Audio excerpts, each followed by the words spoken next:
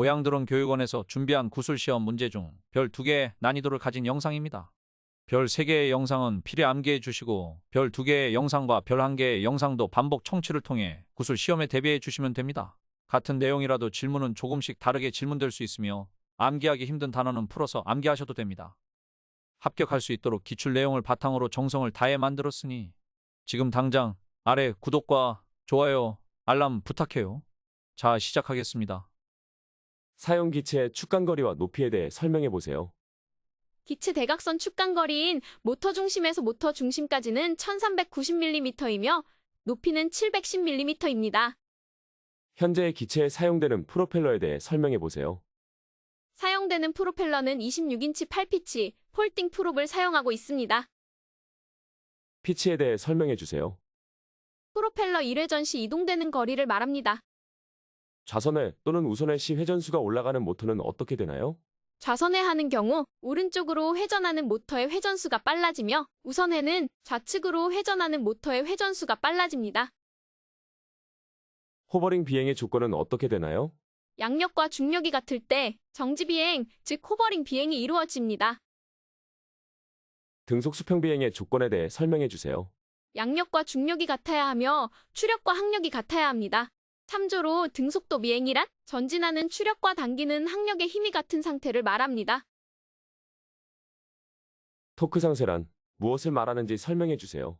비행 시 기체가 한쪽으로 기울어지거나 돌아가는 현상을 방지하기 위하여 프로펠러가 상호작용 또는 반작용을 통해 기울어지거나 돌아가는 현상을 잡아주게 됩니다. 헬기의 경우 테일 로터를 통해 본체의 토크 현상을 상쇄시켜 반토크를 만들어줍니다.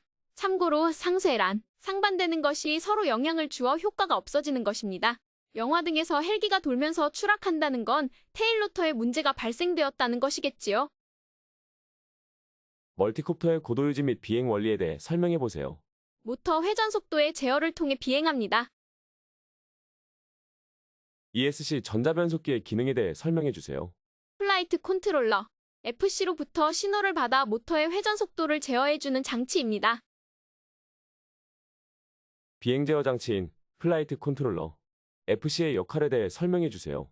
드론 두뇌에 해당하는 부품으로 MC, IMU, PMU, GPS, 자이로, 지작의 가속도 센서로부터 값을 받아 조종자의 명령대로 ESC의 속도 제어 신호를 전송합니다. IMU란 무엇인지 설명해 주세요. 관성 측정 제어 장치로 드론의 움직임 또는 기울어짐을 감지하여 균형을 잡아주는 센서입니다. 참조사항은 사람 귀의 방고리관 역할과 같은 기능을 한다는 것입니다. 고도계와 GPS의 기능에 대해서 설명해 주세요. 고도계는 기압의 감지를 통해 고도를 유지하거나 높이를 표시하며 GPS는 기체의 위치, 속도, 시간 등의 측정에 사용됩니다. 비행 시 조종자가 휴대 소지해야 하는 것에 대해 설명해 주세요. 조종자 증명 자격증, 비행 승인서, 비행 기록부이며 필요시, 비행 승인이 필요한 기체 또는 지역인 경우 신고 증명서, 안전성 인증 검사가 필요한 기체인 경우엔 안전성 인증 검사 증명 서류를 지참하셔야 합니다. 초경량 비행장치의 비행고도가 150m인 이유는 무엇인지 설명해 주세요. 차상위 비행장치의 비행고도가 150m 이상이기 때문에 150m 미만으로 운행해야 합니다. 밀리암페어시는 무엇을 의미하는지 설명해 보세요. 1시간에 사용할 수 있는 최대 전류량을 말합니다. 기체에 사용되는 배터리에 대해 설명해 보세요. 리튬 폴리머 배터리 6셀 16,000Ah의 배터리 2개를 사용합니다. 한 셀당 전격 전압은 3.7V, 완충 전압은 4.2V입니다. 기체 배터리는 6셀 이팩 직렬이며 전격 전압 22.2V로 완충 전압은 25.2V입니다. 리튬 폴리머 배터리 사용상 주의해야 할 점에 대해 설명해 주세요. 온도와 충격, 보관 등에 주의하여 사용합니다. 배터리시에 대한 의미에 대해 설명해 주세요. 방전율 배터리의 순간 최대 방전율을 뜻합니다. 배터리 보관 방법에 대해 설명해 주세요. 직사광선을 피하고 서늘하고 습기가 없는 곳에 보관합니다. 배터리 취급 시 주의사항에 대해 설명해 주세요. 비행 시 완충한다. 온도와 충격에 주의한다. 경고등 점등 시 즉시 착륙한다. 반드시 전용 충전기를 사용해 충전한다. 배터리 충전 시 항상 모니터링한다. 충전 완료 시 분리한다. -10에서 40도 시 범위 내에서 사용한다. 조종기에 사용되는 배터리 종류에 대해 설명해 주세요. 리튬이온 배터리와 리튬 폴리머 배터리가 주로 사용되며 리튬 폴리머 배터리 사용 한계는 15%입니다. 조종기 모드 1과 모드 2의 차이점에 대해 설명해 주세요. 멀티콥터의 조종기는 대부분 모드 2를 사용 중입니다. 모드 1과의 차이점은 스로틀과 엘리베이터의 위치가 반대됩니다. 조종기 주파수에 대해 설명해 주세요.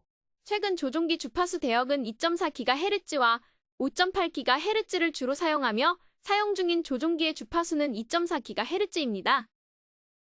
1노티컬 마일, 즉 해리는 몇 킬로미터인가요? 1852km입니다. 비행금지 구역의 범위에 대해 자세히 설명해 주세요. P61에서 64 알파 구역은 2노티컬 마일, 베타 구역은 10노티컬 마일까지이며 P65 알파 구역은 1노티컬 마일, 베타 구역은 10노티컬 마일까지입니다. P73 대통령 집무실 및 관저 반경은 2노티컬 마일까지입니다. 공항과 원자력 발전소 비행금지 구역의 범위에 대해 설명해 주세요. 공항은 관제탑으로부터 9.3km, 원자력 발전소는 원전 중심으로부터 18.6km까지입니다. 비행 제한 구역 R75에 대해 설명해 주세요. 비행허가를 받지 않은 항공기의 비행을 제한하도록 지정한 공역으로 수도방위사령부 방공작전 통제소에서 관할합니다. 장치 무게나 비행 목적에 관계없이 반드시 비행 승인이 필요한 지역에 대해 설명해 주세요. 비행금지 구역과 비행장 주변의 관제권 그리고 고도 150m 이상 비행 시입니다. 비행이 제한되는 기상 조건은 무엇이 있는지 설명해 주세요. 눈이 오거나 비가 올 때, 안개 및 우박과 천둥이 칠 때, 그리고 5m/s 강풍과 돌풍이 불 때입니다. 시계 비행 및 계기 비행에 대해 설명해 주세요. 시계 비행은 조종자가 직접 육안으로 확인하며 비행하는 것을 의미하며 계기 비행은 조종자가 조종 기체의 계기판을 보며 비행하는 것을 말합니다. 안전성 인증 검사를 받아야 하는 기체에 대해 설명해 주세요. 12kg 이상 150kg 이하 기체로 최대 이륙 중량이 25kg 이상인 경우 인증검사 대상입니다. 안전성 인증 검사 주기는 어떻게 되나요? 영리와 비영리 모두 항공안전기술원에서 2년 단위로 실시합니다. 사업자 등록을 하지 않고 사업 시 처벌 기준에 대해 설명해 주세요. 1천만 원 이하의 벌금, 1년 이하 징역에 처해집니다. 기체의 안전성 인증 검사도 받지 않았고 조종자 증명도 없이 비행한 경우 처벌 기준에 대해 설명해 주세요. 1천만 원 이하의 벌금, 1년 이하 징역에 처해집니다. 관제 공역, 통제 공역, 주의 공역 승인 없이 비행 시 처벌 기준에 대해 설명해 주세요. 500만 원 이하 벌금에 처해집니다. 비행장치 신고, 변경 신고 위반 시 처벌 기준에 대해 설명해 주세요. 500만 원 이하 벌금, 6개월 이하 징역에 처해집니다. 벌금은 1차 50만 원, 2차 250만 원, 3차 500만 원입니다. 비행 제한 R75 공역을 무허가 비행 시 처벌 기준에 대해 설명해 주세요. 500만 원 이하 벌금에 처해집니다. 기체의 안전성 인증 검사를 받지 않고 비행 시 처벌 기준에 대해 설명해 주세요. 500만 원 이하 과태료에 처해집니다. 1차는 250만 원, 2차는 375만 원, 3차 500만 원입니다. 일반적인 과태료 금액 책정 기준은 1차 과태료 최고 3차 과태료의 50%, 2차 과태료는 최고 3차 과태료의 75%로 정해지므로 참조하여 암기하시면 좋겠습니다. 보험 가입 대상이 보험을 가입하지 않고 비행 시 처벌 기준에 대해 설명해 주세요. 500만 원 이하 과태료에 처해집니다. 1차는 250만 원, 2차는 375만 원, 3차 500만 원입니다. 조종자 증명 위반 시 즉 무면허 처벌 기준에 대해 설명해 주세요. 400만 원 이하 과태료에 처해집니다. 1차는 200만 원, 2차는 300만 원, 3차 400만 원입니다. 비행 승인 없이 비행 금지 구역, 비행 제한 구역 관제권에서 비행 시 처벌 기준에 대해 설명해 주세요. 300만 원 이하 과태료에 처해집니다. 비행 승인한 범위 외에서 비행 시의 처벌 기준에 대해 설명해 주세요. 300만 원 벌금입니다. 비행 중 사고 시 신고기관 및 보고 절차에 대해서 설명해 주세요. 인명피해 발생 시 119와 경찰에 신고하고 조종자 또는 기체 소유자가 항공철도 사고조사위원회와 지방항공청에 신고해야 합니다. 항공기 사고, 준사고의 경우에는 발생한 것을 알게 된 시점으로부터 72시간 이내에 보고해야 합니다. ARP란 무엇인가 설명해 주세요. 항공정보 간행물이라 하며 영구적인 성격을 가진 일반 사항으로 비행장치의 물리적 특성, 시설의 정보, 항공로를 구성하는 항행안전시설의 형식과 위치, 항공교통관리, 통신 및 제공되는 기상 업무, 시설 및 업무와 관련된 기본 절차를 포함하는 간행물입니다. 초경량 비행장치 분류 중 무인동력 비행장치에 대해 설명해 주세요. 사람이 탑승하지 않은 상태에서 연료의 중량을 제외한 자체 중량 12kg 초과 150kg 이하의 무인 비행기, 무인 헬리콥터, 무인 멀티콥터입니다. 본인이 운영한 기체의 형식은 어떻게 되는지 설명해 주세요.